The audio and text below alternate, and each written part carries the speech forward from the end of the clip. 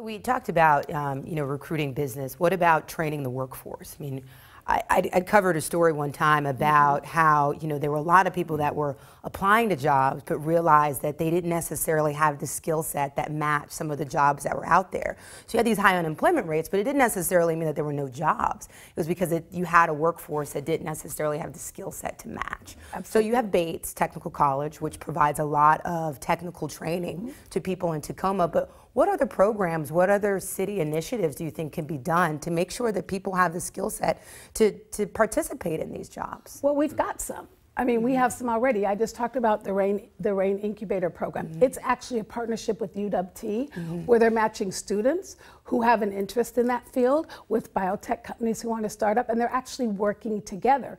The other thing is we have the Tacoma Training and Employment Program that actually provides pre-apprenticeship training for those who are having the hardest time getting jobs. And when we think about the construction jobs that are going to come through Tacoma, with the infrastructure bond that we passed, with the light rail with Sound Transit and light rail that's coming through Tacoma, we've got residents we've got to get trained to get ready to go to work. And programs like TTEP, which takes people through not just the hard skill training, but the soft skill training, is going to prepare them for that. We also got a grant from the FTA where we're preparing people in the Hilltop to be able to work on the light rail when it comes through Hilltop.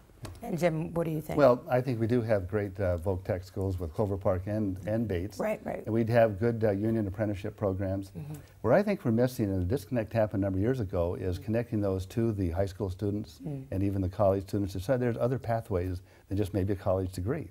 But there's still that important factor. We do have, UW-T is doing a fabulous job with Urban Waters, which is another great for environmental issues that is down the Foss. And I do think I was at the RAIN and have been to a number of the tech centers that are now starting to develop in town.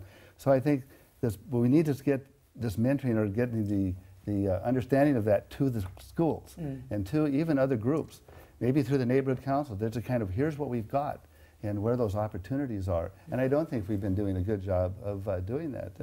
And we can do better across the line.